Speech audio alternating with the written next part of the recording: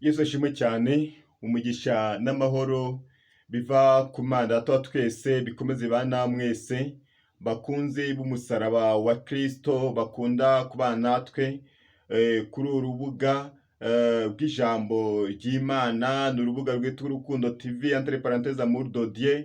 Dukunda cyane kuganira ijambo ry'Imana biciye mu buryo bw'ikoranabuhanga. Imana ishimwe cyane ko ikomeje cyane kubana natwe, ikomeje guturinda uko bukeye uko bwije. Imana ishimwe cyane kuba yahabaye.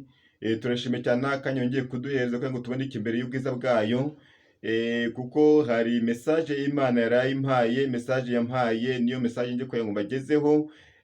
Rero nta kindi ni ukugira ngo wowe umaze kubyumva umaze umenye neza iby'umwuka ari kubwira amatorero minsi imeze nk'iyi ngiyi.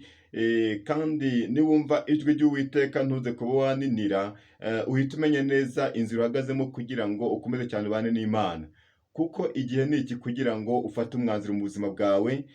Mureke dusenge maze dukomeze cyane no kumva ubutumwa Imana yatwohereje, Imana yaduhaye, ni message yayo yatwohereje. Tumenye neza ibyo Imana iri kudushakaho.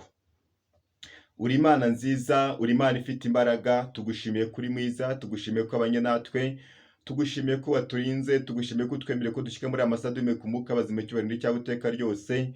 Wakoze iby'imbaraga ku buzima bwacu Mana, nushime kandi unuhimbazwe ku byo wakoze byose. Imana ishimwe cyane ku byo yaremye ku buzima bwacu Mana. Tugeze imbere y'ubwiza bwawe Mana, tugushimiye cyane Mana ko watwongeye kudutiza rwose Mana. Umanye ko twaboneka aha ngaha twumva ijambo ryawe, twumva message watwohereje. Nyemera cyane ntaba ari njye ugiye kuyivuga, ntaba ari ugiye kumva Kristo muzima. Ureke umwuka wera w'Imana, umwuka w'imbaraga, umwuka w'ubwiza azaganze muri twebwe. Urakoze ko ugiye kubana natwe muri byose. Sabye neza Kristo umwami wacu, amen. Rero mureke twumve message Uwiteka yatwohereje, Uwiteka tugeneye muri amasaha tugira ngo twumve, tumenye cyane icyo Uwiteka ari kudushakaho mu minsi imeze nk'iyi ngiyi. Njyewe ugiye kwibagezaho n'ubundi nk'ibisanzwe ni Samuel Mutezimana. Ni njye tugiye kubana muri akanya. Imana y'amahoro ikomeze cyane bishimire kandi ikomeze cyane biteho muri byose. Mureke dusome ijambo ry'Imana dusanga mu gitabo Yohana, ubutumwa bwiza bwanditswe na Yohana ku bice 8, ni umurongo wa 32 no tugiye gusomaho. Yohana ibice 8 umurongo wa 32, haravuga ngo namwe muzamenya ukuri kandi ukuri niko kuzababatura. Amena. Haravuga ngo namwe muzamenya ukuri kandi ukuri niko kuzababatura. Igihe cyose utari wamenya ukuri rero ubu ukiri imbata, kuko iyi ni message Imana yarayimpaye. Ni message Imana yampaye ngo mbe nayigeza ku bantu bayo. Rero igihe cyose ubuze kumvira iyi message, uzamenye neza, ubanza umenye neza uracyari imbata kandi uguma no guhita umenya uri imbata y'ikihe kintu. Rero icyambere cyo Yesu yaje kugira ngo adukure muri bwa bubata twagiye dushyirwamo n'abantu batandukanye. Yesu ni ikintu akeneye cyane, nuko yakura muri bwa bubata akaba yakugira umuntu w'umumaro, akaba yakugira umuntu w'agaciro. Muri make aravuze iyi saha ngo namwe muzamenya ukuri. Anytime wamaze kumenya ukuri bigufasha cyane kuba wahita ubaturwa, ariko ntabwo wabaturwa utari wamenya ukuri. Kuko iyi si yacu turimo, aho twicaye iyi saha, twicaye mu isi y'ibinyoma. Ntabwo nabura kubivuga, turi mu isi yubakiye ku binyoma. Ibyo bikorwa byose ari mu madini, ari muri politiki, ari muri socio economique, hose ni ibinyoma. Muri makari ari politician, ari religions, ari socio economique, byose ni ibinyoma twubakiyeho, nta kuri kurimo. Rero ikibazo, impamvu ubundi abantu benshi bagwanya ukuri nuko bazi neza yuko ibintu bakora byose ari ibinyoma. Niyo mpamvu Yesu atubwiye amagambo, aratubwira ngo namwe muzamenya ukuri kandi uko kuri kukumenya bituma ubaturwa ukaba wava muri bya bindi. Amena. Rero hari ibintu byinshi cyane bagenda badukoresha, bagenda batwigisha bitandukanye cyane ukuri kw'ijambo ry'Imana. Murabona nk'urugero, abayuda bari abantu bari barize icyo bita amategeko yabo y'amadini yabo. barize imihango y'amadini ishoboka cyane, barayize myinshi ishoboka ku buryo bwose wasanga babifite mu mutwe cyane mu buryo budasanzwe, bumva yuko bo bamaze kugerayo, bo yuko babitse ukuri gushoboka. Muri make bumvaga yuko ibyabo byose bo bafite ukuri kw'ijambo ry'Imana. Icya mbere cyo bari bafite ariya mategeko yose ya Mose ko ari 10. Bumvaga yuko bagomba kwirinda byose, ugusambana, kwica, gusenga ibishushanyo, ariko ugasanga basenga ibishushanyo mu buryo batazi. Natwe iyi saha ibishushanyo turi bwira dusenga tutazi yuko n'ubundi ko turi kubisenga. Hari ubwicanyi turi gukora utazi neza yuko turimo turica. Kuko Yesu yaravuze amagambo aravuga ngo wowe nurakarira mugenzi wawe, numurakarira gusa ukabura murakariye, uzamenye neza yuko wamaze kumwica, byamaze kurangira. Niko yavuze. Rero abantu benshi cyane bagera bibeshya ngo ngiye ngo narese kwica, ngo ngiye ngo narese inzoga, kandi n'amagambo ugira yonyine. Buriya Yesu yavuze amagambo gusa, kwirirwa ugira amagambo menshi cyane uvuga ngo uri umuntu w'umukristo, aho ngaho nawe n'inzoga uri kunywa, niba utarunabizi.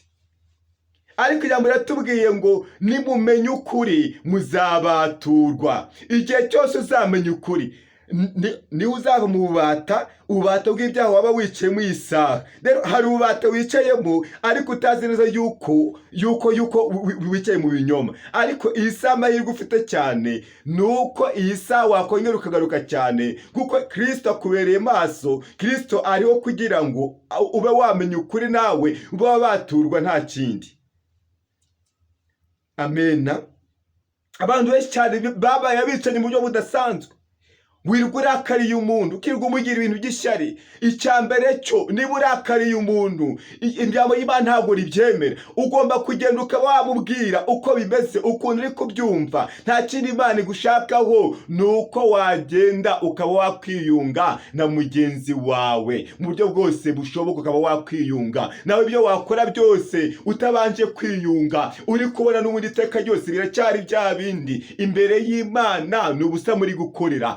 Ariko numara kumenya ukuri uzabaturwa. Numara kumenya ukuri ukamenya icyo ugomba kuba wakora, bizagutera kuba wabaturwa. Rero ntabwo uzabaturwa ukiri mu biyobe byose n'ubundi wicayemo. Icya mbere cyo, amadini agenda atubesha byinshi bishoboka, byinshi cyane bishoboka rwose, byinshi bishoboka. Ariko icya mbere cyo, imigenzo yose y'amadini usanga yose uyikurikirana, aho bambaye ibishura binini cyane bagakubwira ngo nta kibazo, ngo kugira umusatsi gutya, ngo kuboshya umusatsi gutya, ngo ntacyo bitwaye. Ariko ijambo ry'Imana ratubwira ngo mwabagore mwe ntimugende mwirimbisha mubohe imisatsi yanyu, ahubwo mwirimbisha imirimo myiza yo gukiranuka, kuko ariyo so mu ijuru ashaka. Niko ijambo ry'Imana ritubwira hariya mu Baroma. None rero ugasanga baraza bakakubeshya cyane ngo nta kibazo, ngo wagira umusatsi gutya, ngo ubwiza ngo bugaragara mu musatsi, ngo hoya gushatse n'ubundi ngo wadefriza, ngo ntacyo bitwaye. Ariko ndakubwiza ukuri kw'ijambo ry'Imana nuko mwanze gukumva. Igihe cyose uzaba ukiri kugera ku bigenzi imeze gutyo, utari wamenya ukuri kw'ijambo ry'Imana, n'ubundi uzaba ukiri imbata.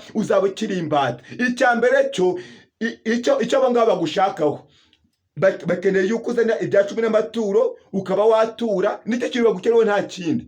Ariko igihe cyose uzaba urimo ukora iyo ngibyo, ntabwo bazigera bakwereka yuko ari icyaha. Ariko iyi saha niwumva ijwi ry'Uwiteka, ntuze kuba warininira cyane, kuko nta handi wabonera agakiza usibye mu Uwiteka. Amen. Numenya ukuri kuzatuma ubaturwa. Rero abantu benshi cyane n'imbata, n'abantu benshi cyane n'imbata mu buryo budasanzwe. Ariko iyi sanda kugira inama, niwongere wigarukeho, niwongere wigarure, niwongere cyane umenye neza umugambi Imana igufiteho, uko Imana ikeneye kuba yakubatura muri amasaha. Imana ikeneye kuba yakugira umuntu w'agaciro, Imana ikeneye kuba yakugira umuntu w'umumaro. Ariko hari ibintu ushaka yuko ubanza ugasiga, ya migenzo yose muri rusange Imana ikeneye kubanza ukayireka. Icyo wakora cyose udagikoranye ukuri kw'ijambo ry'Imana, cyose ni ubusa. Ndababwiza ukuri, abantu benshi cyane dufite amasengesho atari mu kuri kw'ijambo ry'Imana, ariko nimumenya ukuri iteka ryose muzabaturwa. Ariko muracyari imbata kubera yuko mwaze kumenya ukuri, mwabaye imbata z'ibintu bitandukanye, ariko Imana ikeneye yuko yakubatura. Imana ishaka ko yabatura abantu. Hari abantu Imana ikeneye ko yabatura muri amasaha, nawe ubwawe yakubatura. Nkuko umaze igihe kirekire ubatswe n'ibintu byinshi bitandukanye. Hari igihe wasanga waragiye ubatswe n'ibintu by'inzoga, inzoga zakugize imbata iteka ryose, ugasanga utabonye inzoga ntabwo wagira amahoro, ugasanga utagiye gusambana nta mahoro wagira muri wowe, ariko hari ibyaha muri wowe Imana igira ngo isenye, igira ngo yirukane. Banza uyemerere cyane, ubanza uyibwize ukuri kose gushoboka. Imana yacu yiteguye kuba yakubabarira. Nta na kimwe wakora kitari mu kuri kw'ijambo ry'Imana ngo bize kuba byashoboka. Imana ikeneye yuko yakubatura kuri iyi saha. Haleluya. Imana ikeneye ko yakubatura. Imana ishaka ko yakubatura muri amasaha. Imana ishaka ko yakubatura. Umaze igihe kirekire cyane uzerera, umuruzero rurasanzwe, wabuze uko wabigenza, wabuze icyerekezo, wabuze umwanzuro, ariko isa ndakubwiza ukuri, nubura kwemera Kristo akaba yakubatura, byose n'ubundi biraza kuba ari ubusa. Abagiye babeshya cyane bakababwira ngo nta kibazo, ngo wowe umugore ngo kuya n'ubundi ukambara n'umugabo ngo nta kibazo, ariko ijambo ry'Imana gatubwira ngo umugore ntabwo yemerewe kuba kwambara n'umugabo. Nuko ijambo ry'Imana ritubwira, ariko mwanze kwakira uko kuri, ni nacyo kintu mugiye kuzira cyane. Icyambere cyo ukuri murakuzi, ari za Bibiliya muzifite mu rugo iwanyu, n'izindi muzifite mu matelefoni no muri za mashini mufite mu kazi, ariko mwaze kwakira icyo bita ukuri. Ukuri mwarakwanze, ukuri mwarakwanze, mwakomeje kuba imbata cyane y'ibintu runaka, ubwibone bagiye bakomeje kuba imbata z'ubwibone, ariko Imana ashaka yuko mwikure mu byo byose maze mukemera Kristo akabera umwami n'umukiza. Amena. Igihe ni iki ngufata umwanzuro? Igihe ni iki ngo Kristo ngo yongera kugarukeho? Igihe ni iki ngo Imana ngo yongere ikubonemo umumaro? Uko igihe kirekire umaze cyane urongotana mu buryo butandukanye, byose byapfuye ubusa, byose byabaye nta gacyo bigeze bigira. Ariko isa ndakubwira rwose kandi ngugira n'inama, nuzurebe ukuntu wagura icyo bita zahabu. Uko nuza kugura zahabu, kariya gakiza karaza kutuma umenya ukuri. Numara kumenya ukuri, ntabwo uri buze kongera kuba waba imbata y'ikintu runaka. Amena. Bagiye batubesha byinshi cyane abanyamadini, babesha byinshi bitandukanye, babesha ibitangaza bitandukanye, mugenda mu bigare by'ibitangaza, mukanga kwemera amagambo y'ukuri. Ariko icyo mbabwira, niyo mpamvu muri yavuze ngo uzaba wararuhiye iki, ngo wa munsi Yesu azaza ugasanga wowe urasiga, uzaba wararuhiye iki? Ko rubona abenshi ibyo mukora byose mutanga ibya 10 n'amaturo, mugira ngo muzajye mu ijuru, mugira ngo muzagira icyo mukora, ariko biriya bitambo byanyu bitagira umumaro. Ntacyo bivuze nuko ijambo ry'Imana rivuga. Uwiteka aravuga ngo ndambiye ibitambo byanyu munzanira bidafite agaciro, bidafite icyo bimaze, ibyo bitambo ndabirambiwe. Uwiteka niko yavuze. Amasekuru munzanira buri gihe n'amaturo muzana adafite agaciro, byose ntacyo bivuze imbere yanjye. Uwiteka niko yavuze. Akeneye ko baba mu kintu bita ibinyoma. Mwagiye mugenda mu gihe kirekire mukabwiza abantu ukuri, nawe muntu ukabamenya ukuri kw'ijambo ry'Imana, ukamenya neza yuko Uwiteka atazigera gukiza ari uko watanze ikintu runaka, ukamenya ko Uwiteka atazigera gukiza ari uko wagize ikintu runaka ugomba gukora, ahubwo banza umwizere, umwemera kuyobore. Igihe cyose utazemera kuba wayoborwa n'Uwiteka, byose bizaba ari impfabusa. Amena. Umwami atugire neza cyane, umwami adutabare. Igihe cyose utazemera kuyoborwa n'Uwiteka, byose bizaba ari impfabusa iteka ryose. Ariko isanda kugira inama, isanda kugira inama niwemere cyane. Uwiteka aza kuyobore, ayobore ubuzima bwawe, uko naza kuba yakuyobora uraza guhita umenya ukuri, naza kuba yakuyobora uramenya icyo agushakaho. Mugenzi wanjye iyi saha emera Uwiteka yongere yinjire mu buzima bwawe. Uko namara guhinjira hari inyigisho nabize kuba yakoramo muri rusange, namara guhinjira hari izindi mbaraga yabuze kuba yaguhereza, ariko Imana irashaka yuko mumenya ukuri, kandi uko kuri ukaba kubatura. Nta kindi Imana igushakaho nuko wabaturwa ukaba mu batu mazimo igihe kirekire uri imbata y'ikintu runaka. Imana irashaka yuko muza mukayikorera mu kuri no mu mwuka, mukaba mu bintu byose bitwa ibyaha mwagiye mukora. Amena. Igihe ni iki? Igihe ni iki ngo ube wahinduka? Igihe ni iki ngo wongere wemere Imana muri rusange yongere kuyobore? Igihe ni iki kugira ngo Imana yongere igendane nawe? Igihe ni iki kugira ngo Kristo arateze cyane amaboko, akeneye yuko waza wowe. Ni wowe akeneye, ni wowe yifuza, ni wowe akeneye, ni wowe yifuza. Icyambere cy'uwazi ni wowe. Ntabwo igeze guhamagara mu idini runaka, iryo dini ntabwo arizi rwose. Icyaza azi wowe gusa muri rusange, ni wowe Kristo azi, nta wundi azi. Niyo mpamvu akwifuza muri amasaha ngo nuze gukateza amaboko. Arimo arakwifuza, arimo aragukeneye, akeneye yuko yakongera kukubaka. Uko icyambere wabaze gusenyuka muri wowe, wageze mu madini urasenyuka, wageze mu batandukanye urasenyuka, ariko Imana iyi saha ikeneye ko yakongera ikakubaka, ikeneye ko yakongera kugira umuntu w'umumaro, ikeneye yuko wowe ubwawe yakongera kukubonamo umumaro. Nta kindi Imana ikwifuzaho, nta kindi Imana igukeneyeho, ikeneye ko uri umuntu w'umumaro wowe. Nta kindi Imana ishaka nuko wayemera cyane ikaba yakuyobora nk'umwami n'umukiza wayo. Nta kindi Imana igukeneyeho nuko waza ukemera cyane uko Kristo ateze amaboko. Nta wundi yifuza, nta wundi ashaka, nta wundi akeneye wowe. Ngwino umwemerere cyane, umwemera kuyobore mu byo ukora byose. Imana yashaka kuba yakuyobora, ariko ubundi kubera iki mushaka kuyoborwa cyane n'ibintu bidafite agaciro? Icyambere cyo ijambo ry'Imana rirarema. Ijambo ry'Imana ni umuyoboro w'ukuri.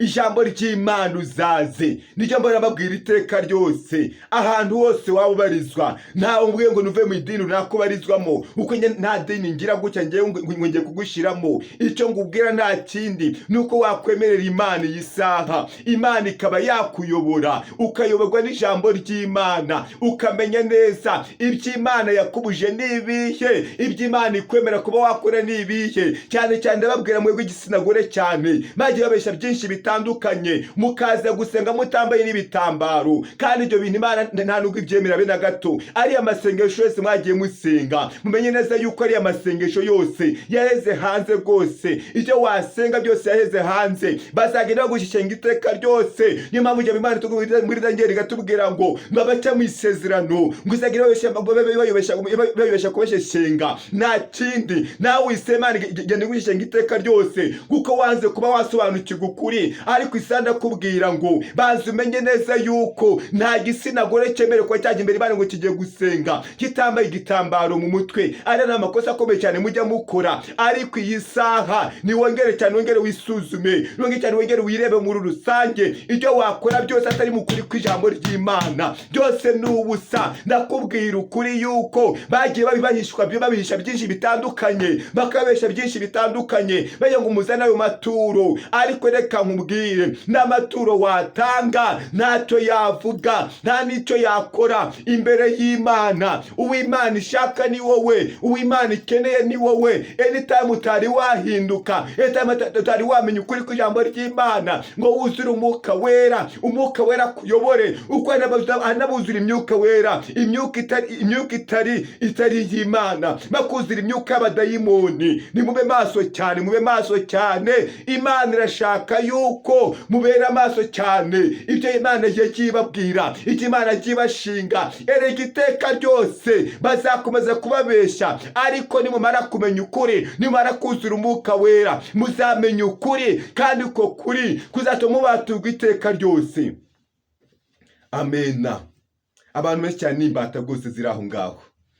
Waba n'imbata uri n'umupasitori, waba n'imbata uri n'umupadiri, waba n'imbata uri na perezida, waba n'imbata uri ikintu runaka, waba n'imbata uri umuyobozi wa korali runaka, waba uri n'imbata uri umuyobozi w'ikintu runaka, ariko icyo nkubwira iyi saha, Kristo icyo akeneye kuri wowe nta kindi agushakaho. Akeneye yuko yakongera kukubonamo umumaro, akeneye yuko yakongera kukubona uri wa muntu udasanzwe, akeneye ko yakongera kukubona uri umuntu ufite agaciro, akeneye ko yakongera kukubona uri umuntu ufite umumaro udasanzwe, akeneye ko yakongera kukubona uri umuntu w'umumaro cyane, uri umuntu Imana yishimira. Kristo akeneye ko yakongera gukubona uri umuntu udasanzwe imbere yayo. Iyi saha Imana ashaka yuko hari abantu bamaze igihe kirekire mu bubata, Imana ikeneye ko yabatura, bari mu byaha bitandukanye kandi babikora bazi ko bari mu kuri. Ariko iyi saha icyo nkubwira cyo, abenshi cyane bari mu buyobe budasanzwe. Nyemera cyane iyi saha twongere dusengane isengesho, Imana yongere kubabarire, Imana yongere kugarukeho, uve mu bubata nawe mazemo igihe kirekire, wagiye ugenda uzenguruka cyane, wabuze amahoro, wabuze aho waruhukira. Erega icyo wakora cyose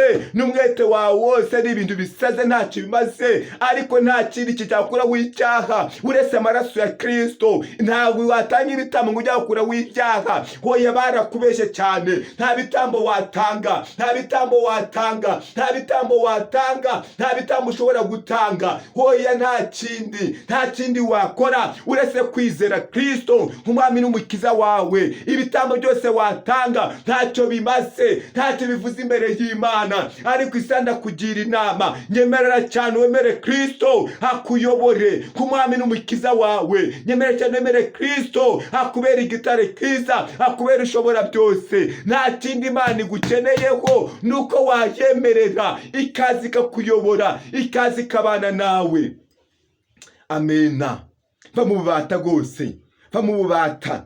Ukuri mwagiye mukumenya, ariko mwamaze kukwakira, mugenda cyane mu bigare ngo ndimo ngo nashaka amafaranga. Ayo mafaranga uri gushaka n'ubundi uzayasiga, ariko ukuri kw'ijambo ry'Imana muzajyana. Niyo mpamvu bagwira ngo uyu muntu w'inyuma ngo tubona tugenda twirirwa dusiga uko twishakiye, tukamwambika imyenda myiza yose ishoboka, ariko hari umuntu w'imbere niwe ufite agaciro cyane, kandi uyu muntu w'imbere niwe tuzajyana nawe, kandi uyu muntu w'imbere niwe uzaba umumaro ukomeye cyane. Kandi uyu muntu w'imbere nta muntu ava kumenya uko ameze, tuva kumubona w'inyuma gusa, nta kindi. Umuntu akaza akitanga, akaba yakubakisha n'urusengero, ariko uwo muntu ari umunyabyaha, ariko uwo muntu akora ibyaha. Ibyo wakora byose ntacyo bivuze. Ndibuka ahantu hamwe muri paruwasi imwe ntavuze, ndayibuka cyane iyo paruwasi. Habamo korali ikomeye cyane ikunda guhitinga cyane, ariko iyo korali ikagira cyane abayobozi bakunda kujyana gukora ibyaha by'ubusambanyi bitandukanye. Kandi abayobozi baho ugasanga ni abantu bafite amafaranga, byo birumvikana. Aho usanga uko amadini muri iyi minsi ntabwo bakita cyane ku bintu by'ubugingo, basigaye bita cyane ku bintu bita amafaranga, niyo basigaye bitaho cyane kurusha ibindi byose. Byo kwita ku by'ubugingo byo barabyihoreye, kandi misiyo yari ibazanye yo kugira ngo bagende babwirize abantu ubutumwa bwiza, abemera bakaba batiza mu izina rya Yesu. Yesu ntabwo yigeze batuma ngo bagende bashaka amafaranga, ariko umudayimoni w'amafaranga umaze kuzira mu kintu bita amadini, ni umudayimoni ukomeye cyane ufite imbaraga, umaze kwinya mu kintu bita amadini cyane, ariko cyane n'abantu utarageraho maso cyane, kuko umudayimoni afite imbaraga zidasanzwe, umudayimoni w'amafaranga. Kuko usanga umurimo w'Imana muri iyi minsi uri gupfapfana kubera ikintu bita amafaranga. Ngo kanaka afite amafaranga ntabwo twamuhagarika, ngo kanaka ameze gutya gutya ntabwo twamuhagarika. Ariko ukibaza cyane, ukuri kw'ijambo ry'Imana ritubwira iki? Icya mbere cyo, niba yakoze icyaha yaba ameze kose, wagombye guhita umushyira ku ruhande. Ariko ntabwo mwabyemera kubera ikibazo mufite cyane cyo gushaka amafaranga, mwamaze kwinjira mu isi y'ibinyoma. Ariyo mpamvu mabwira ngo amadini yose ari mu bubata, ari mu bubata cyane bw'ibyaha bw'ibinyoma gusa. Niyo kintu amadini yibereyemo. Ndabitanze rwose, ndabibabwiye. Ikizabe cyose kibe ngenda cyiteguye, ntabwo banyangira buriya. Ngewe icyo ntege cyane ntinya Imana yo mu ijuru yantumye, niyo ntinya nta kindi. Ariko icyo mabwira cyo, nimubara kuva mu rugo bubata muri abo abayobozi b'amadini, Imana yo mu ijuru izabatsemba, kandi icya mbere cyo izabaza n'imikumbi yayo mwagiye muyoba gutya, ibaza abantu bangana gutya miliyoni zirenga zingahe, urazifashe uzishyize ku mutwe wawe, urazifashe gutya uzijyana uko wishakiye, uzikoresha iyo wishakiye. Ariko iyi saha Imana irashaka yuko abantu bose bagiye ugira gutya, byibuze hari ikintu Imana ikeneye ko wakongera kubabwiza ukuri. Babwiza ukuri nta kindi. Miso Imana gwa no kugira ngo ugize abantu ukuri. None uraza uri umupastori kubera ko akana kafite amafaranga ngo ntago wamubwiza ukuri. Kubera ikisi uwo nguyi cyambere cyo Imana hari ububasha guhaye. Kiretse nuko bamwe nyine muri iyi minsi mwagiye mwatari Imana bahamagaye, mwagiye mu mwahamagawe n'abandi bantu, mwagiye mwarimwe muyihamagaye ku giti cyanyu. Ariko iyi sanda kugira inama ni wongere cyane, wongere wemerera Imana wongere kuyobora. Igihe cyose utaremera ko wayoborwa n'Imana, byose bizaba ari impfabusa, kandi cyo bizaba bivuze. Kandi ko kuri ku ijambo ry'Imana. Emera Imana rero ikuyobore muri byose, iyobore intambwe z'ibirenge byawe. Wowe uri umupasitoro, Imana iguhereza umwuka wera wayo, kuko umwuka wera naza kuba ari kuri wowe. Ntabwo uri buze kuba wakora ibyo wishakiye, ntabwo uri buze kuba watwitegereza kuri cya bindi by'amafaranga mumaze igihe kirekire mugenda murwanira. Ahubwo Imana irashaka yuko muhinduka, mukaba mwakoreza miso yabatumye. Niba ari ukubwiriza ubutumwa bwiza, abantu bagahinduka. Ibindi by'amafaranga by'Imana ntabwo igeze batuma amafaranga muri musarura mu bantu. Amafaranga nta mafaranga Imana igeze batuma, ahubwo n'abantu babe maso cyane, babere maso cyane, babe maso. Dore ko icyambere cyo imisoro yamigeze mu madini ari myinshi cyane ishoboka. Usanga ari imisoro gusa yuzuye mu madini, kandi iyo misoro abantu bakayitanga batanakijijwe. Rero icyo wakora byose udakijijwe ni ubusa imbere y'Imana. Niyo mpamvu Imana ikeneye yuko mwakongera mugahinduka, ukemera cyane kuba wayoborwa n'ijambo ry'Imana. Imana y'amahoro ikaba yakuyobora. Nawe icyo wakora byose atari Imana ikuyoboye, iyo byose ni ubusa. Hari inyuma byinshi cyane byuzuye mu madini. Imana nitabara abantu bayo, abantu nibamenye ukuri. Musobanukirwe ukuri kw'amadini. Amadini riko babeshya byinshi bishoboka, ariko Imana ikeneye yuko bakongera mugahinduka. Y'ubwayi ikazi ikaba yabayobora, ikabayobora mu kuri kwayo, ikoresha umwuka wera. Uko ntabwo izigereba mu idini runaka ngo basenga mu idini runaka. Reka nta madini Imana izi. Iki Imana izi icyambere cyo izi umuntu runaka, izowe Clementine, izowe kanaka, izowe runaka, izowe Josue, izowe kanaka, izowe Mike, izowe Alfred, izowe Clementine n'abandi bose Imana irabazi. Ariko icyo kuvuga ngo amadini wava ngo yeyare, nta kimana biziho. Katolike nta kimana yiziho, Islam nta kimana yiziho, ADP nta kimana biziho, Methodiste nta kimana biziho. Ijya bavuga ngo by'amadini atandukanye byose nta kimana biziho.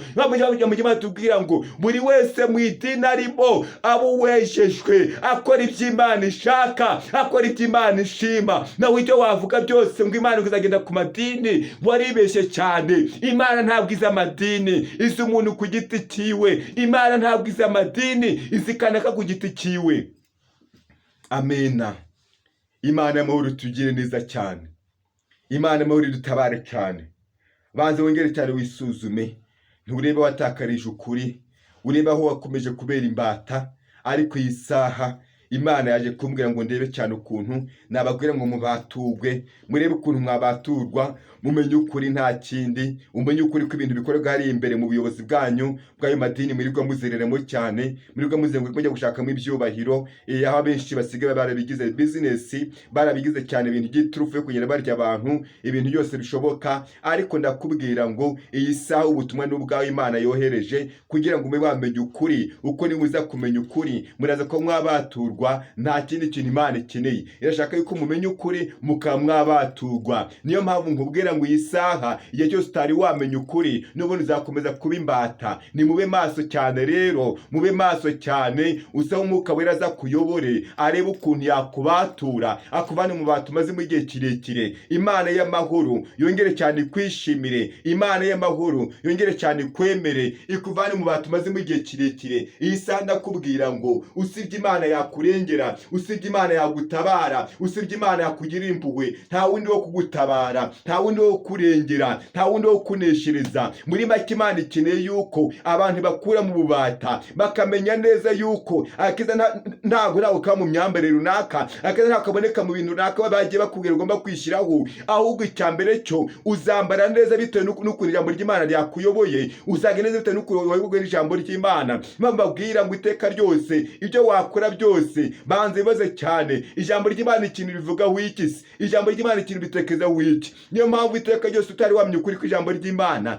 uzakomeza kuba imbata, uzakomeza kuba imbata kugeza upfuye. Niko kuri kw'ijambo niko bizagenda, uzaba imbata kugeza upfuye, ariko numara kumenya ukuri kw'ijambo ry'Imana ryo ubwaryo rizakuyobora, zizakubera umuyoboro, uzayoborwa n'Imana. Mu byo uzakora byose Imana y'amahoro izakuyobora, kandi izajyana nawe, kandi izagenda nawe muri byose, kandi izagushigikira. Ntabwo uzigera iguhana, ntabwo uzigera ikureka, kuko n'Imana y'amahoro icyambere cyo yiteguye kuba yakugirira neza, icyambere cyo yiteguye kuba yakugirira impuhwe. Nta kintu Imana igushakaho nuko uyemera ukagaruka, ukemera cyane ukayibwira ngo data narayobye, nagiye mu bintu bitandukanye byinshi, ariko isa ndaguhamagara ndagusabye kugira ngo umfashe umvane mu bata maze mu gihe kirekire. Imana iteguye kubana nawe. Mureke dusenge. Ntabwo tuvuga byinshi, ariko intego nyamukuru y'umutumwa gwatwuzanye, Imana irashaka yuko tumenya ukuri, kandi abasobanuriyeho gake nuko ntabisobanuye byose, ariko tumenye ukuri, tumenye ibinyoma by'ukora hariya imbere, ari mu madini, ari muri politike, ari muri socio economique, hose harimo ibinyoma gusa. Ariko nuza gufata ijambo ry'Imana ukarigira inshuti, rizakuyobora, uzayoborwa n'Umwuka Wera. Imana y'amahoro izakuyobora, kandi uzabana n'Imana ko bukeye uko bwije. Uri Imana nziza, uri Imana ifite imbaraga. Tugushimiye kuri uwera, tugushimiye kuri umutabazi, tugushimiye kugira neza. Mana wabanye natwe, tugushimiye ubutumwa twohereje. Imana ifite imbaraga, Mana dushoboze gukora ibyo ushaka, dushoboze kugenda mu kuri kwawe, mu izina rya Yesu. Imana ifite imbaraga, dukeneye ko watuyobora, dukeneye ko watubera umujyenama mu buzima bwacu bwose bwa buri munsi. Mana tubera umujyenama, bera umujyenama umuntu wese araba ari kumva ubutumwa n'abazabwumva. Mana genda ubayobore, bavane mu batatu maze mu gihe kirekire, ahubwo tugendere mu kuri kwawe, ko nitumenye ukuri kwawe Mana niho tuzabaturwa, niho tuzava rwose mu bigare by'isi, niho tuzava mu bintu bidafite umumaro by'isi, mu izina rya Yesu. Urakoze kumvishe gusenga kwacu, urakoze kuduhaye imbaraga, urakoze kudushigikiye. Tusugereze Imana nzi kubikoze kwa Kristo Yesu umwami wacu. Amen. Imana y'amahoro ikomeze bagire neza. Ushaka kugira igitekerezo ushaka gutanga, wakoresha nimero ya telefoni no kuri WhatsApp. Ku bari hanze ni akamenyetso ko guteranya 25 0788 2727180 0788 2727180. Niyo nimero dukoresha. Imana y'amahoro ibahe umugisha, kandi ikomeze ibito muri byose, kandi beye guhindurwa cyane ijambo ryayo. Mumenye ukuri. Shalom shalom. Naho ubutaha. Imana twongera iminsi yo kubaho, mukomeze guheza kandi muzira Umwuka Wera. Timuzura amagambo, tumuzura ibindi bibi byose, ahubwo muzura Umwuka Wera. Cyo kintu cyambere gikenewe. Murakoze cyane. Imana ibahe umugisha. Imana ikomeze ibito cyane. Murakoze.